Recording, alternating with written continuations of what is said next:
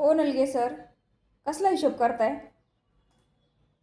अहो या वहीवर हिशोब करून राहिलोय. आता काय सांगू तुम्हाला कसला हिशोब करतोय. वेळेवर हिशोब केला असता तर हा हिशोब करण्याची गरज नाही. मुलाला ॲडमिशन घ्यायचं आहे इंजिनिअरिंगला, चांगल्या कॉलेजला घ्यायचं आहे. कुठून लोन भेटन काय भेटन. आमच्या मॅडम म्हणत होत्या डायरीत हिशोब करा. आता डायरीला तरी कशाला पैसे घालायचे, पोरासाठीच पैसे नाही तर फॉर्म भरायला. बाकीचं एज्युकेशन वगैरे तर सगळंच लांब राहिले. पैसे तर मॅनेज करू, पण एवढे लोनचे पैसे भेटायचे म्हटल्यावर कसं.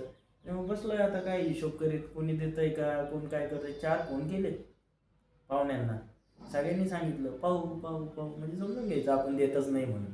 हां, काय तुम्ही पण हिशोब करीत असताना पूर्ण मोठे झाले. कोणाला MBBS करायचं आहे, कोणाला इंजिनिअरिंग करायचं आहे, कोणाला परदेशात शिकवायला पाठायचं आहे. हां, पहा कुठं कुठं लोन भेटतंय.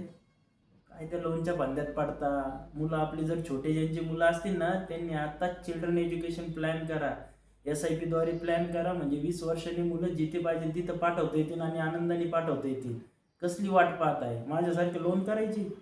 द्या सोडून, आत्ताच कॉन्टॅक्ट करा. आपण मस्तपैकी तुमचा चाइल्ड एज्युकेशन प्लॅन बनवू आणि आनंदाने मस्तपैकी मुलं पाठवा. फॉरेनला पाठवायची फॉरेनला पाठवा, नाही तर MBBS करायचे ते MBBS करा.